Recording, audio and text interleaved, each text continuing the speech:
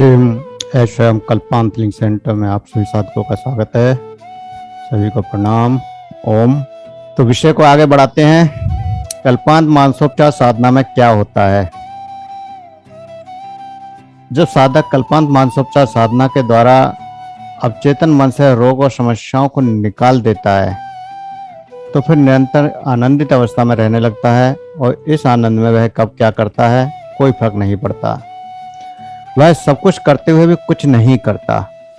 वह सामान्य मनुष्य की तरह खाता है, पीता है, सोता है, जागता है, घर के और बाहर के सभी कार्यों को करता है, परंतु बाहर की किसी भी परिस्थिति में वह दुखी, परेशान, चिंतित और व्याकुल नहीं होता। वह व्यस्त हो या खाली हमेशा आनंदित रहता है और भविष्य से पूर्णतः निश्चिंत रहता है। उसके अंदर के दोष, काम, क्रोध, मद, मोह, लोभ, अहंकार, व्यक्तिगत अभिरुचियां अधिकतर समाप्त हो जाती हैं और वह दूसरों के प्रति अधिक दयालु, हमदर्द, प्रेमी, आनंदपूर्ण हो जाता है। वह सभी को मैत्री और आनंद के भाव से देखने लगता है। बाह्य जगत की घटनाओं से उस पर कोई अनिष्ट प्रभाव नहीं पड़ता। मन बाह्य प्रभावों से प्रभावित नहीं होता, या यूं कहें कि बाहर की घटनाओं से उसके अंतः मन के आनंद पर कोई प्रभाव नहीं पड़ता। वह हर समस्या का हल सहज तरीके से निकालकर उससे बाहर निकल जाता है। उसे किसी द्वंद, अवरोध, प्रयास की जरूरत नहीं पड़ती।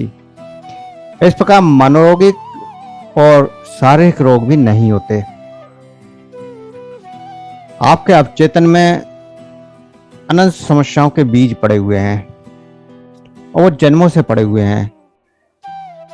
जब जब कोई ऐसी समस्या आती है तो वो बीज पनपते हैं और आपके कॉन्शियस में आकर आपको प्रभावित करते हैं। लेकिन जब आप मानसोपचार चिकित्सा के पहलुओं को समझने लगते हैं, उनके अभ्यासों को समझने लगते हैं, करने लगते हैं, तो आप जानने लगते हैं कि सामने वाला जो कह रहा है या सामने से जो प्रभाव आ रहा है उसको कैसे रोकना है, या जो आपके अंदर अवचेतन में कोई बीज अंकुरित हो रहा है या कोई बीज वृक्ष बन चुका है तो उसको कैसे नष्ट करना है, या आप सहज में जान चाहते हैं। बाहर की किसी भी घटना का प्रभाव जब तक नहीं पड़ता जब तक हम उस घटना को स्वीकार न कर लें। और ये सहज में हम आपको मानसोपचार चिकित्सा में बता रहे हैं, बार बार बता रहे हैं कि कोई भी घटना या कोई भी स्थिति आप पर तभी प्रभाव डाल सकती है जब आप उसको स्वीकार कर लें। और जब तक आप स्वीकार नहीं करेंगे तो सामने वाले की किसी बात का आपके ऊपर कोई प्रभाव नहीं पड़ता।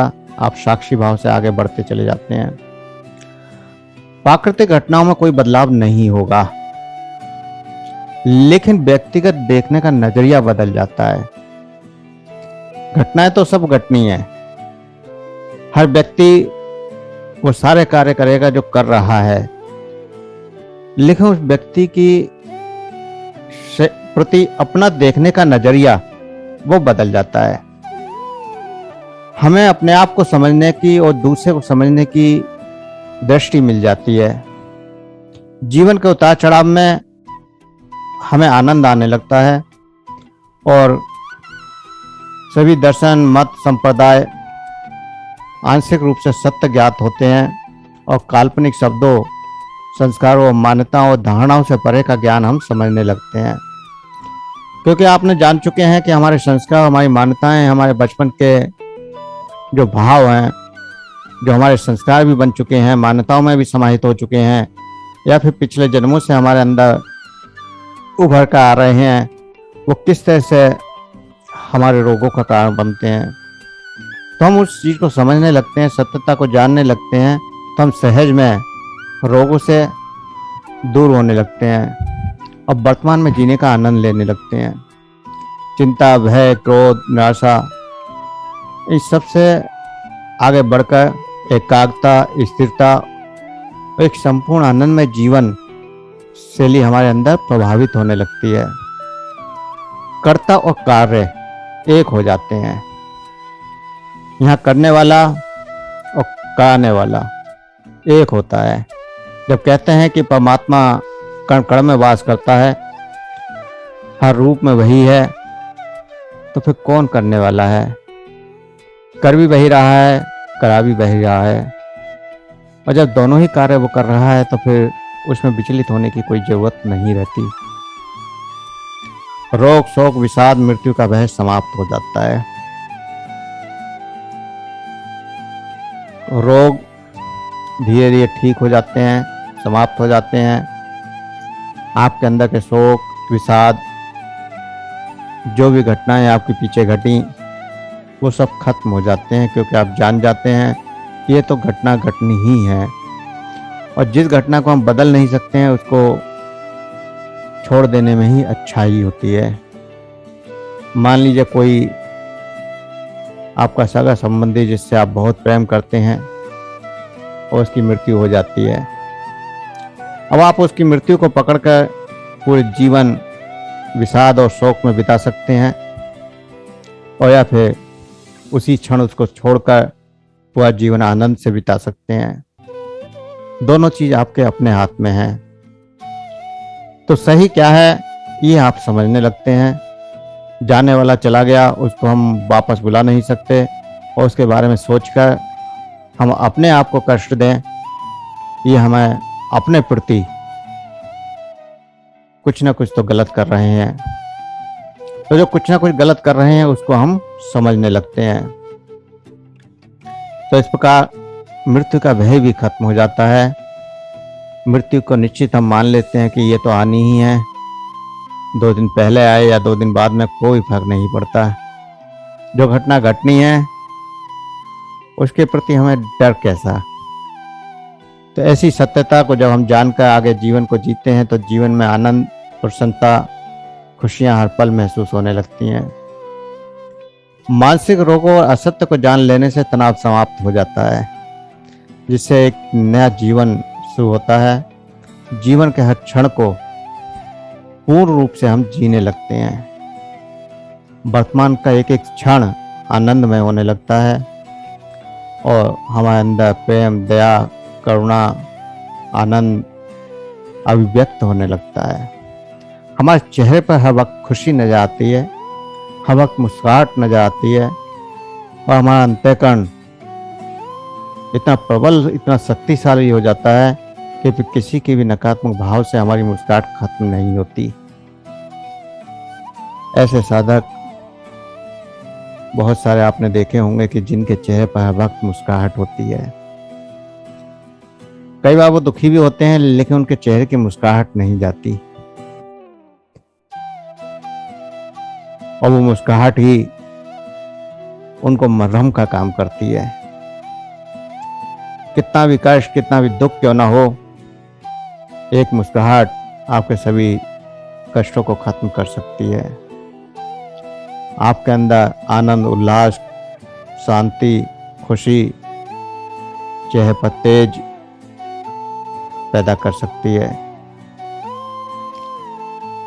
और जब आपकी मुस्कुराहट को कोई सामने वाला देखता है तो उसके अंदर भी बदलाव आ जाते हैं। तो मैं बता रहा था कि हर पल जीवन का आनंदमय हो जाता है, चेहरे पर तेज आने लगता है, और उस तेज से, उस शीतलता से, उस व्यवहार से शत्रु भी मित्र बन जाते हैं। और जब शत्रु मित्र बन जाते हैं तो फिर तनाव देने वाला ही कोई नहीं रहता। फिर तनाव कैसा और मानसिक बीमारी कैसी। तो इस क्रिया को करने से पहले थोड़ा इसको समझना भी चाहिए। इस क्रिया में कुछ साधनाएं आपको बताई जा रही हैं, कुछ क्रियाएं आपको बताई जा रही हैं, कुछ ध्यान भी आपको सिखाया जा रहा है। तो ये साधना या ध्यान क्या है? तो ध्यान कोई नहीं सिखा सकता। रास्ता तो बहुत लोग दे सकते हैं, विधियां तो बहुत सारी बताई जा सकती हैं, लेकिन उस रास्ते पर श्रद्धा और विश्वास के साथ चलकर आपको स्वयं अनुभव करने होंगे। हम जो बातें बता रहे हैं, जब तक आप उनको व्यवहार में नहीं लाएंगे, केवल शब्दों तक सीमित रखेंगे, तब तक कोई लाभ होने वाला नहीं है। जिन्हें शब्दों में अभिव्यक्त नहीं कर सकते ऐसे अनुभव, ऐसे परिवर्तन आपके जीवन में होंगे जिनको आप शब्दों में बता भी नहीं सकते। और साधना की शक्ति शब्दों की सीमा से परे है। आज अधिकतर भ्रांतियां फैली हुई हैं कि आंख बंद कर सोचते हैं कि हम साधना कर रहे हैं, ध्यान कर रहे हैं, लेकिन कई बार आंख बंद करके भी हम सारे संसार की समस्याओं से जूझ रहे होते हैं। और भी बहुत से तरीके आप अपनाते हैं मन को एकाग्र करने के लिए। जैसे कहा जाता है कि मन को रोको, और जितना हम मन को रोकने की कोशिश करते हैं मन उतना ही तेजी से दौड़ता जाता है। हम कहते हैं सांसों को देखो, लेकिन कुछ ही पल सांस देखते हैं और पता चलता है कि हमारा मन कहीं और जाने लगा है। ऐसे ही बहुत सारी टाटक की क्रियाएं या फिर आध्यात्मिक चक्रों पर ध्यान, योग निंदा, इंद्रियों को वश में करना, ऐसी बहुत सारी विधियां आप लगातार सुनते आते हैं और जन्मों से सुनते आए हैं। लेकिन इतना सब कुछ करने के बाद भी, क्योंकि जितनी विधियों को सुना है कभी ना कभी कहीं ना कहीं वो सारी विधियां की भी हैं, और उसमें एक शांति का, एक आनंद का अनुभव भी होता है, लेकिन वो ध्यान नहीं होता। ध्यान क्या है ये तो बात का विषय है, लेकिन वो ध्यान नहीं होता।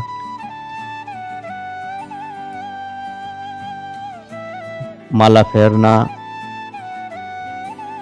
किसी मूर्ति पर टाटक करना, अंतर जगत में किसी अक्ष को देखना, किसी देवी देवता को देखना,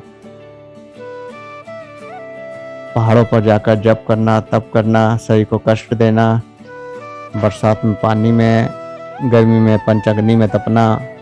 बड़े बड़े साधु संत बड़ा बड़ी कठिन तप करते हैं, लेकिन इतना सब कुछ करने के बाद भी वो नहीं मिलता जो हमको खुशी दे, हमें आनंद दे और पूर्णतः हमको संतुष्ट कर दे।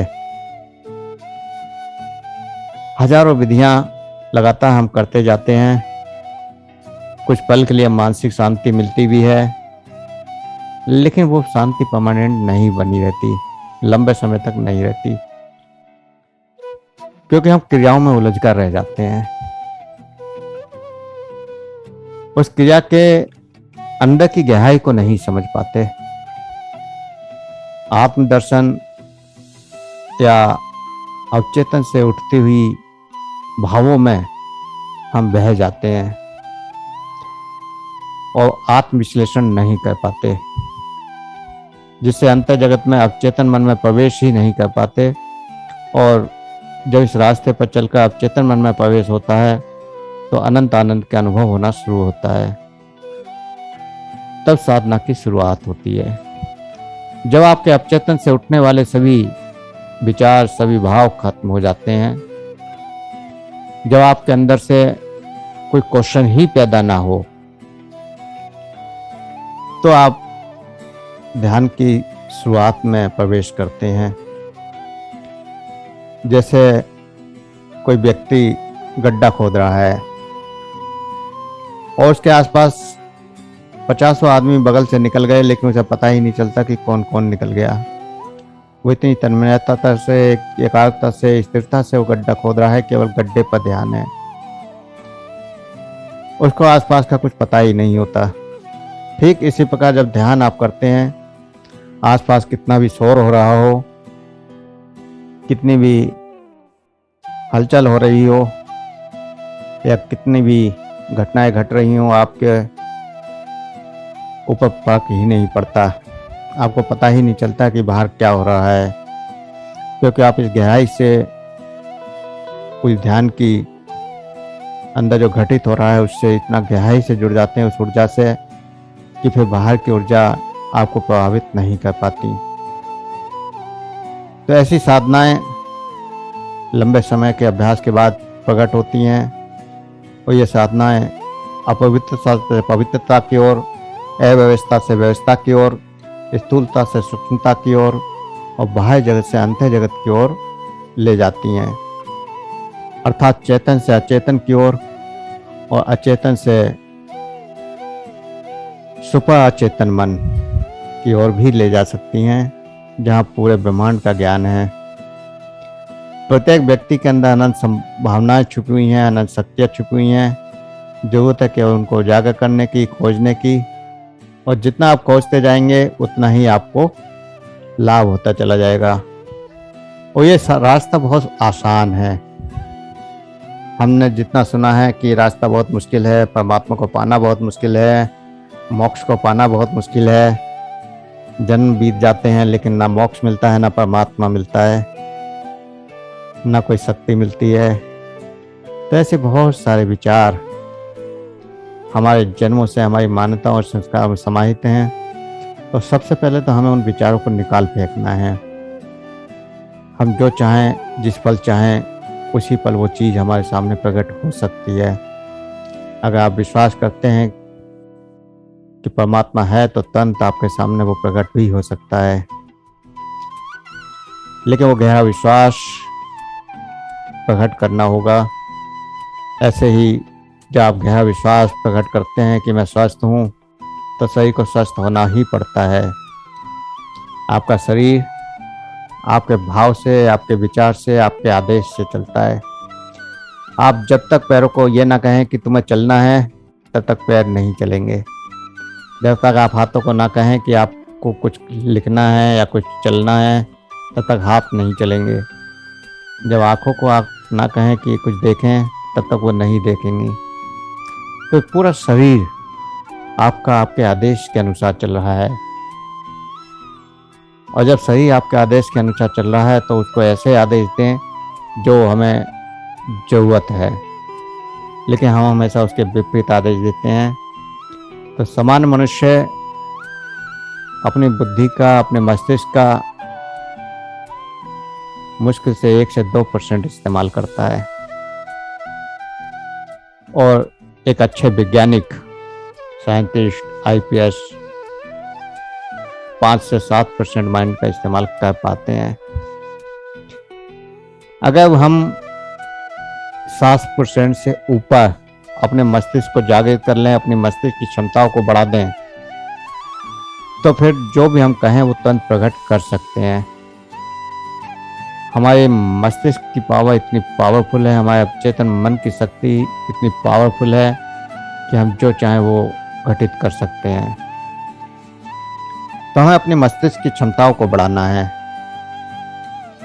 मस्तिष्क की क्षमताओं को बढ़ाने की भी अभ्यास आपको करवाएंगे।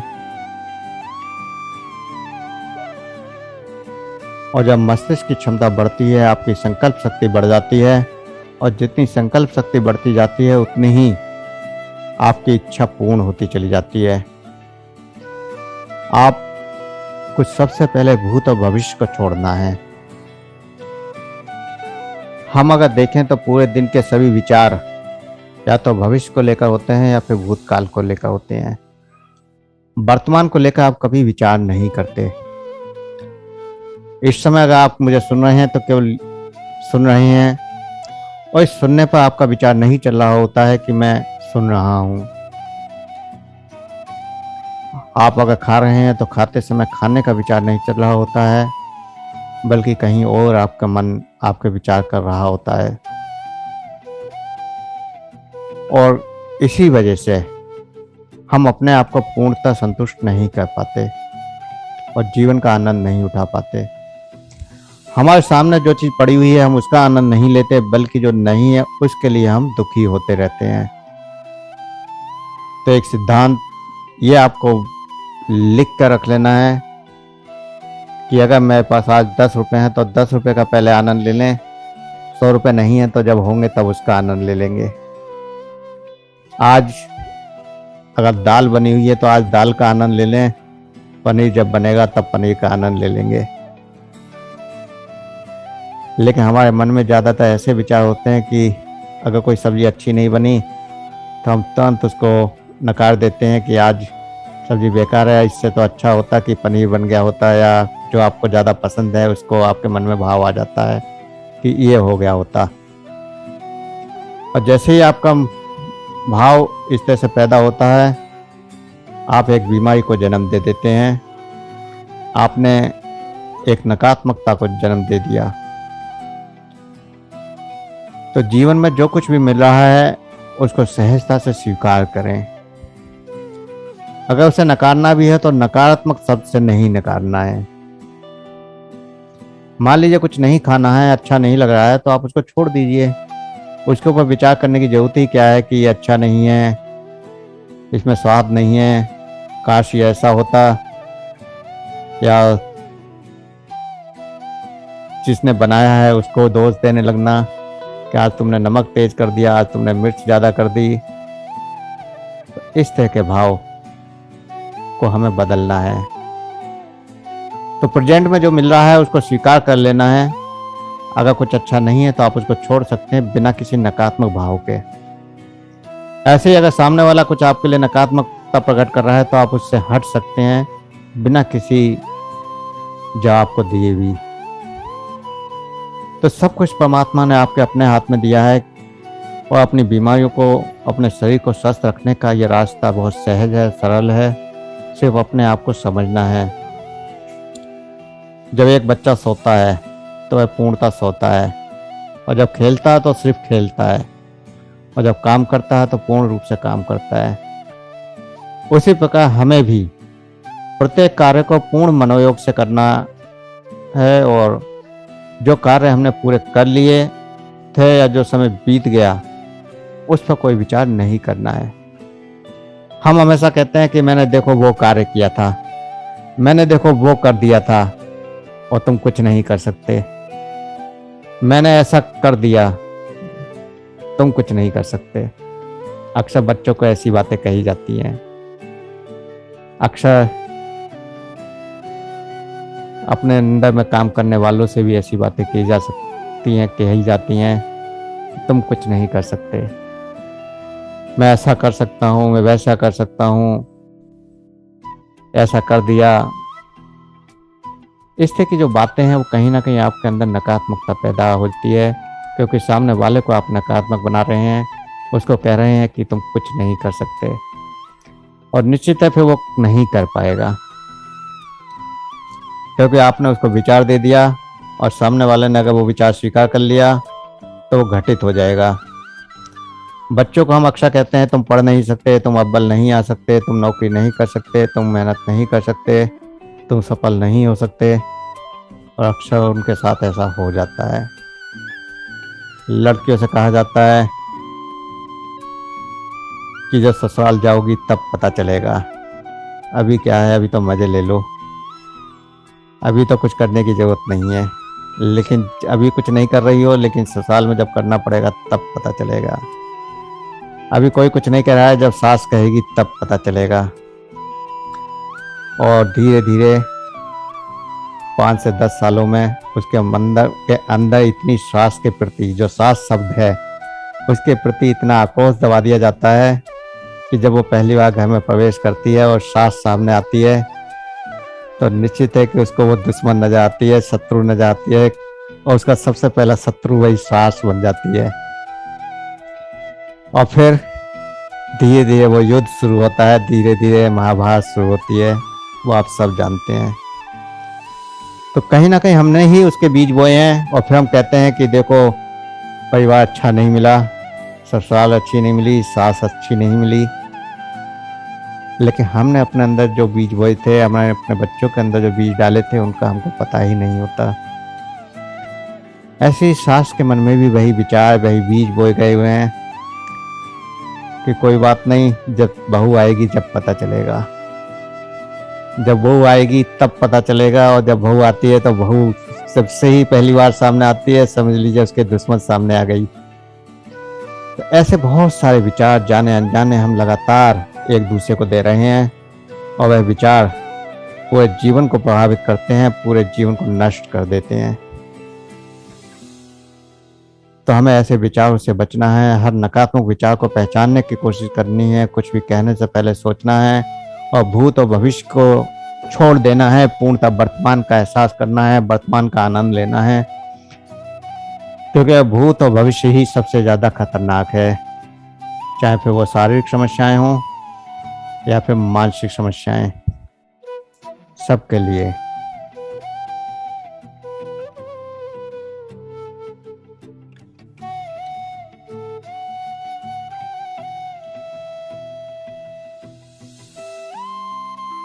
तो बचपन से लेकर आज तक जिसकी जो भी उम्र है, आपके अंदर बहुत सारी दुर्भावनाएं, बहुत सारे ऐसे भाव शत्रुता के दबे हुए होंगे।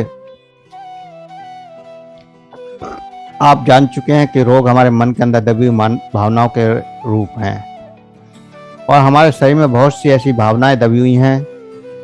तो क्या आपने कभी ख्याल किया है कि जब आप इन भावनाओं को निकाल दें तो आप बीमारी से दूर हो सकते हैं? कभी हम इस बारे में विचार ही नहीं किया होगा और करते भी नहीं हैं कि हमारे जो अंदर भावनाएं दबी हैं उनको हम कैसे निकालें। मान लीजिए टीचर है और टीचर बच्चे को डांट रहा है, पीट रहा है। बच्चा कुछ कर नहीं सकता है, पिटना उसकी एक मजबूरी है, लेकिन उसके मन में वो भाव दब गया कि काश मैं इसको मार पाता, इसको जवाब दे पाता। पिता है, बेटे को पीट रहा है, वो कुछ नहीं कह सकता, लेकिन उसके मन में भाव दब गया। बॉस है, डांट रहा है, हम उससे कुछ नहीं कह सकते, लेकिन हमारे मन में वो भाव दब गया।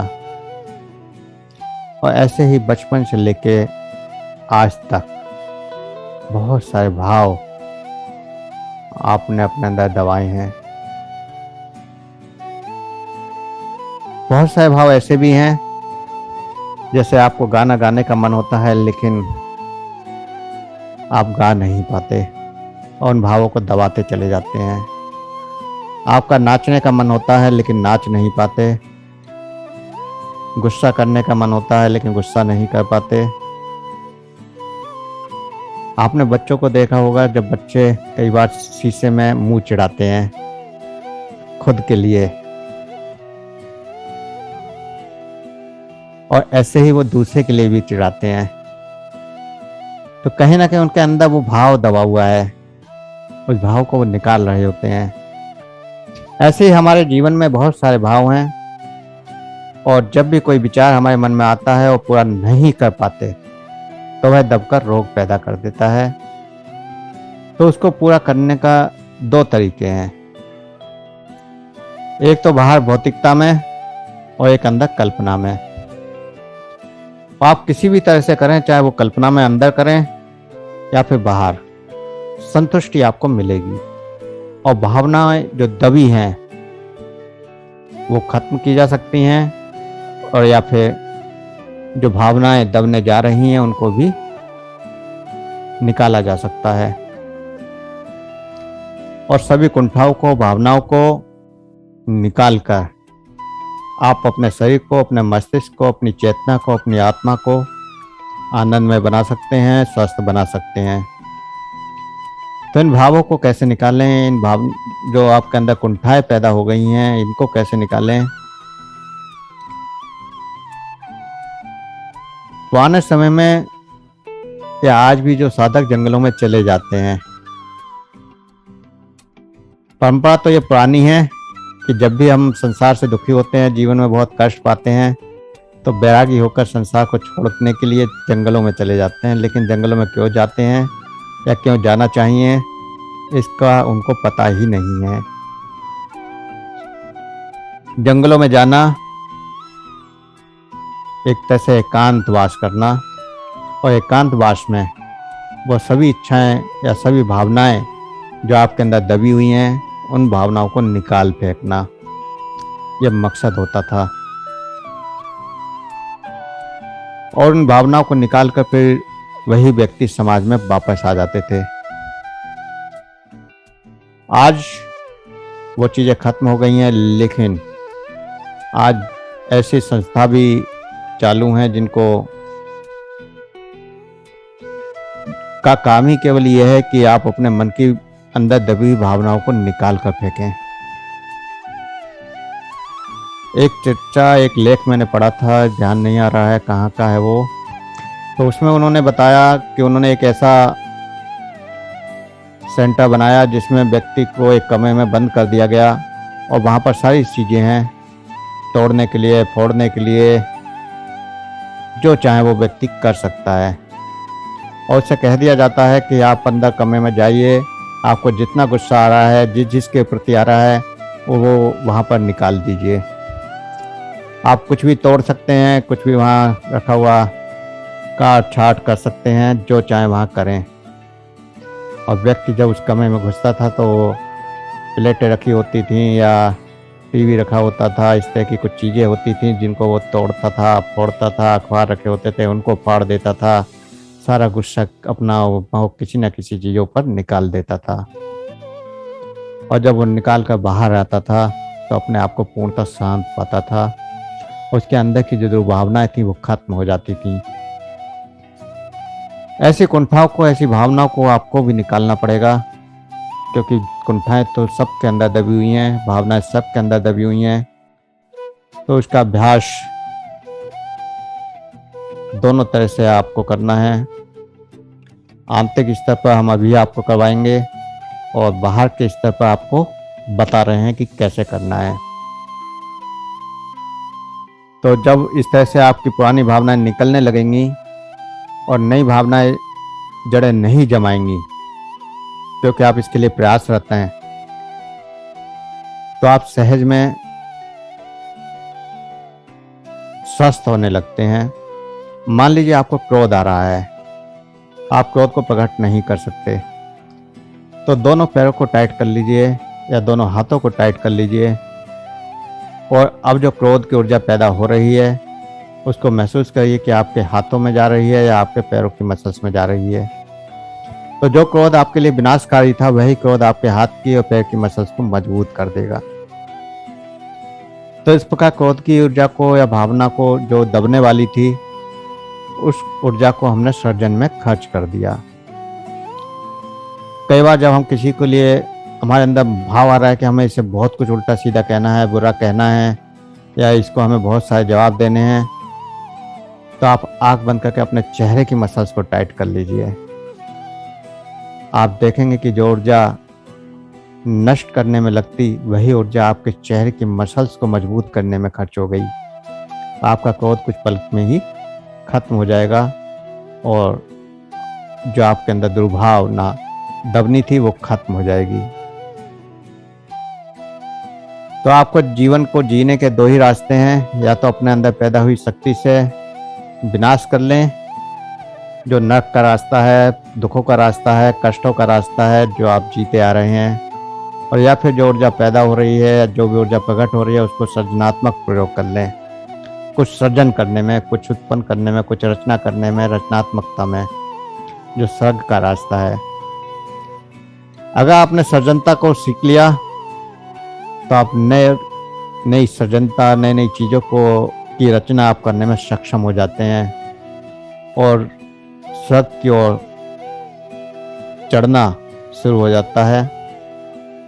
और अगर विनाशात्मक शक्ति का आपने प्रयोग किया तो फिर विनाशात्मक शक्ति के प्रयोग से क्या क्या रोग आज पैदा हो चुके हैं शरीर में, वो आप सब जानते हैं।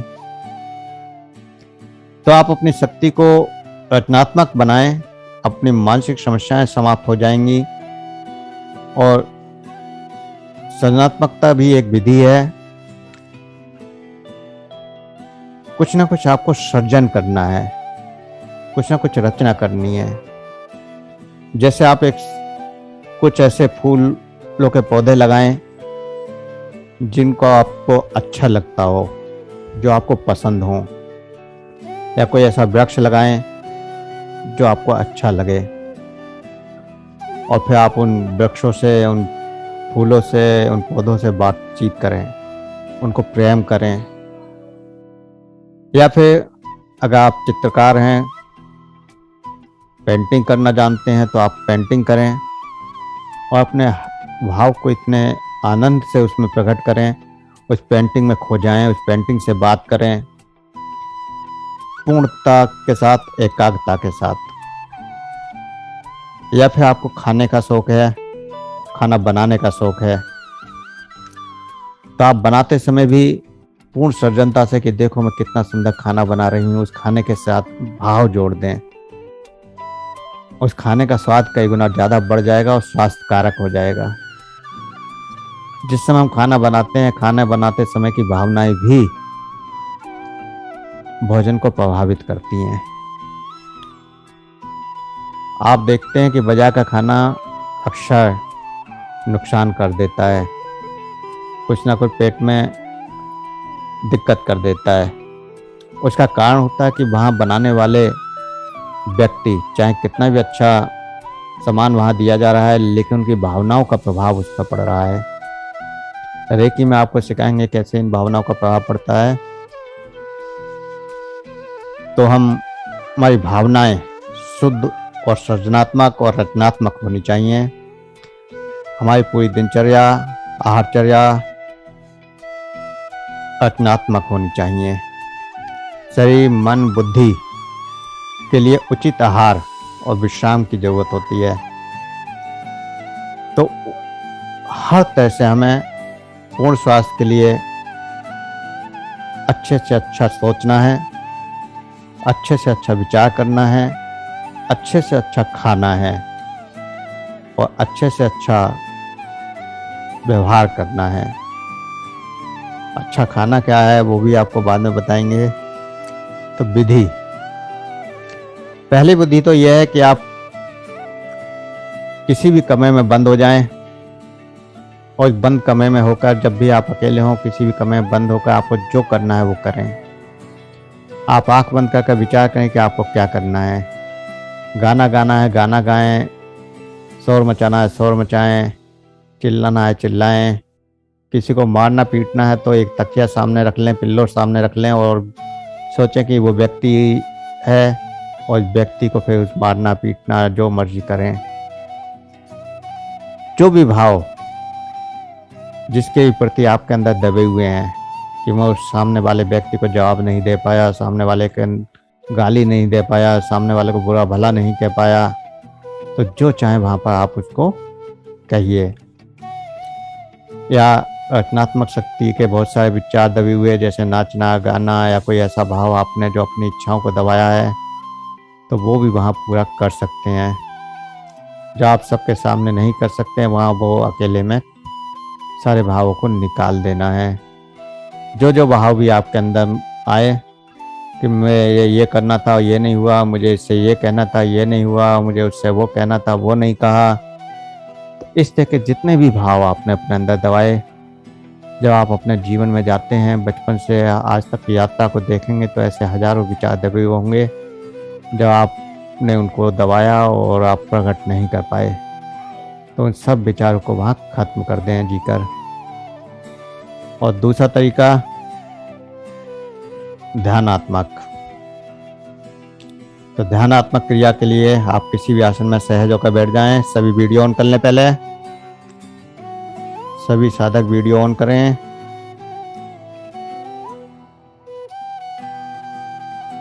सभी साधक वीडियो ऑन कर लें तेजी से।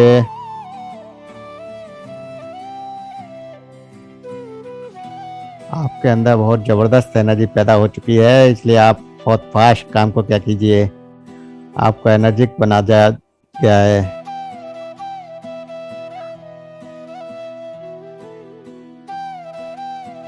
पूर्णतः आप सकारात्मक हैं, ऊर्जावान हैं,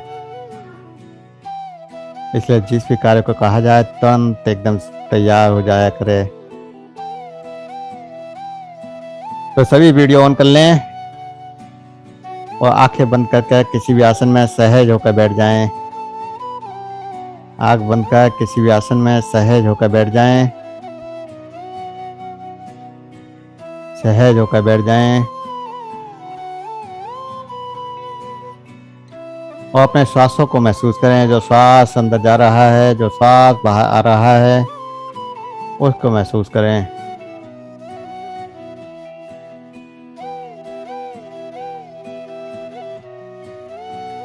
जो श्वास आपके अंदर जा रहा है, जो श्वास अंदर आ रहा है, उस श्वास का एहसास करें। पूर्ण सहजता से, सरलता से सहज होते जाएं, सरल होते जाएं। हर श्वास के साथ महसूस करें कि आपका शरीर, आपका मन, आपके विचार सब शांत होते जा रहे हैं।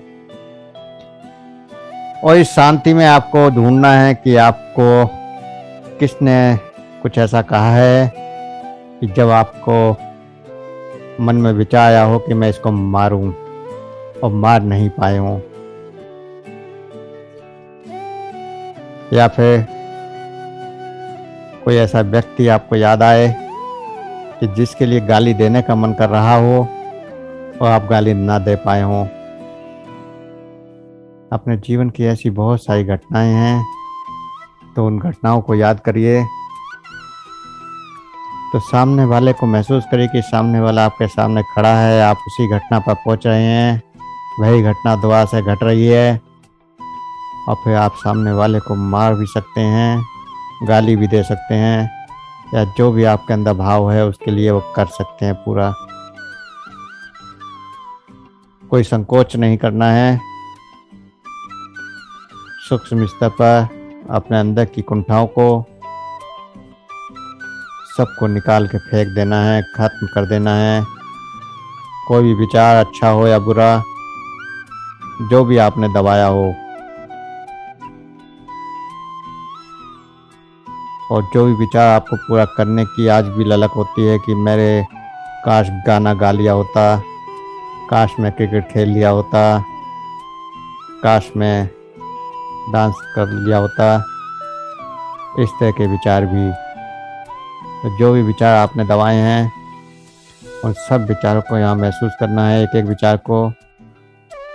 अगर डांस करने का विचार है तो आप अपनी चेतना को देखें कि आप डांस कर रहे हैं, झूम रहे हैं, नाच रहे हैं, गा रहे हैं, जो करने का मन हो।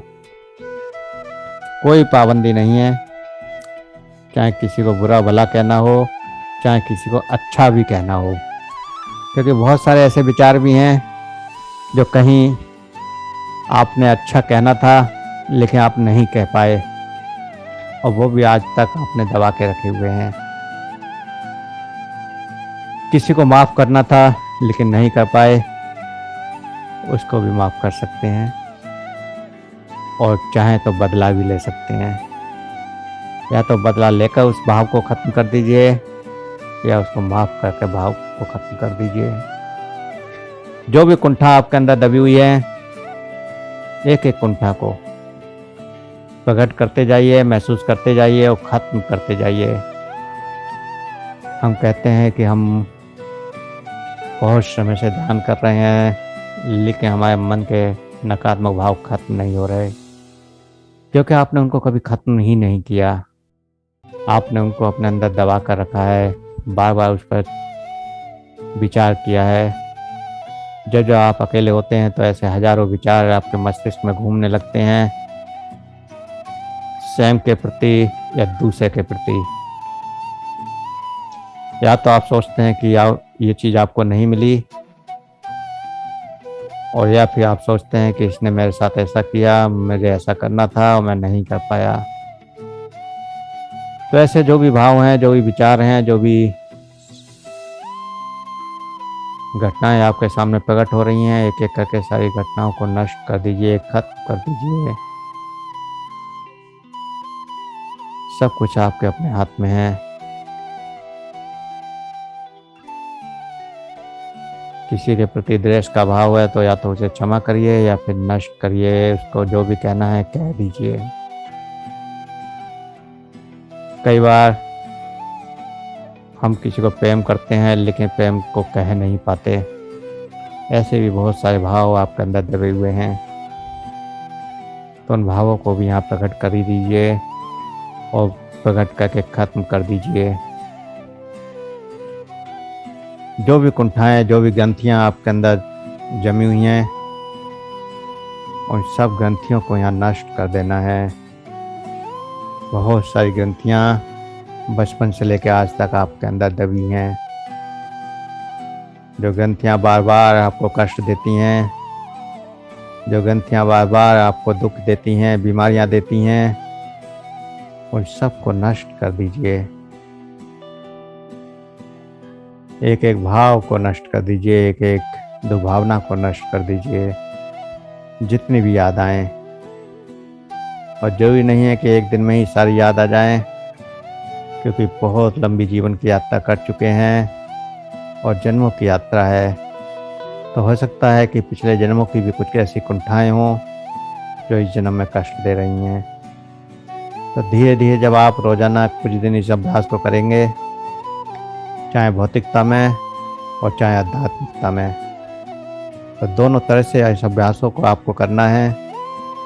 जब मौका मिले तो अकेले कमरे में भी इन दुर्भावनाओं को, इन ग्रंथियों को निकाल कर फेंकना है, और जब मौका मिले तो ध्यान में जाकर अंत जगत में भी इन ग्रंथियों को प्रकट करके खत्म करना है। हर भावना जो आपके अंदर दबी है, जब तक वो दुर्भावनाएं नष्ट नहीं होंगी, तब तक कहीं ना कहीं नकारात्मक विचार आपको परेशान करते ही रहेंगे।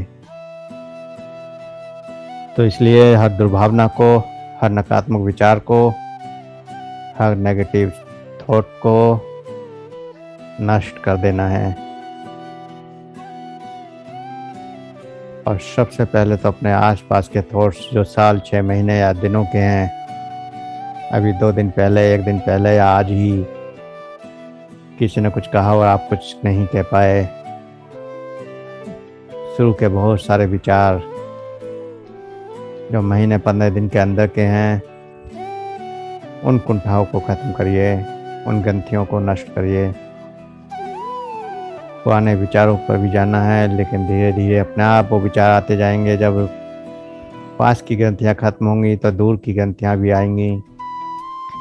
जब कॉन्शियसनेस में जो ग्रंथियाँ हैं, जो चेतना के ऊपरी स्तर पर हैं, वो ग्रंथियाँ खत्म होंगी, तो सब कॉन्शियस से भी ग्रंथियाँ उठनी शुरू होंगी, और उनको भी आपको ख़त्म करते जाना है। और फिर अनकॉन्शियस से भी ग्रंथियाँ आएंगी, तो इन सब को नष्ट करते जाना है। जो भी भाव आपके अंदर आते जाएं,